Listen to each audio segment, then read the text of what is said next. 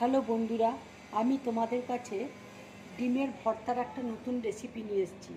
দেখো আমি কিভাবে ডিম ভর্তাটা করছি তোমাদেরকে দেখিয়ে দিচ্ছি। দেখো ফ্রাই প্যানে আমি তেল দিয়ে দিয়েছি, তেল গরম হয়ে গেছে। এবার আমি আলুগুলো ছেড়ে দিচ্ছি। আলুতে দেখো আমি নুন হলুদ মাখিয়ে নিয়েছি।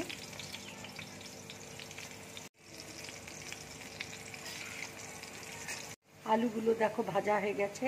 এবার আমি প্লেটের মধ্যে তুলে নিচ্ছি।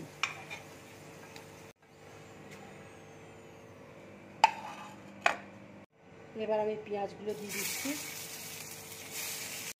রসুন দিয়ে দিচ্ছি, কাঁচা লঙ্কা দিয়ে দিচ্ছি। ডিমে দেখো আমি নুন মাখিয়ে নিয়েছি। এবার ডিমগুলো দিয়ে দিচ্ছি।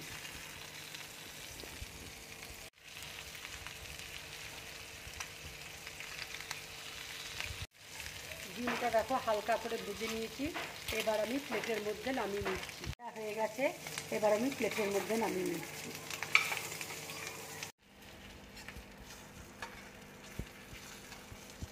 পেঁয়াজটা দেখো ভাজা হয়ে গেছে। এবার আমি গ্যাসটা অফ করে দিচ্ছি। এবার দেখো নুন দিয়ে শুকনো লঙ্কা ভাজাটাকে মেখে নিচ্ছি।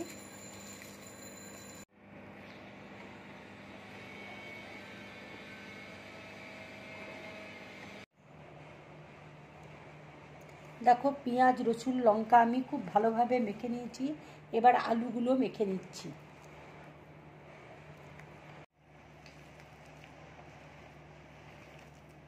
এবার দেখো ডিমগুলোকে মেখে নিচ্ছি।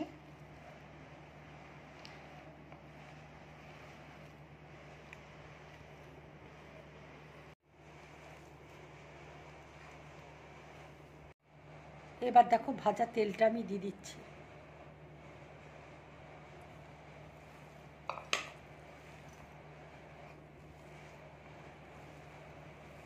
বন্ধুরা, তোমরা এইভাবে ডিম ভর্তা বানিয়ে খাবে, খুব ভালো লাগবে খেতে। এটা গরম ভাতের সাথে খাবে, খুব ভালো লাগবে।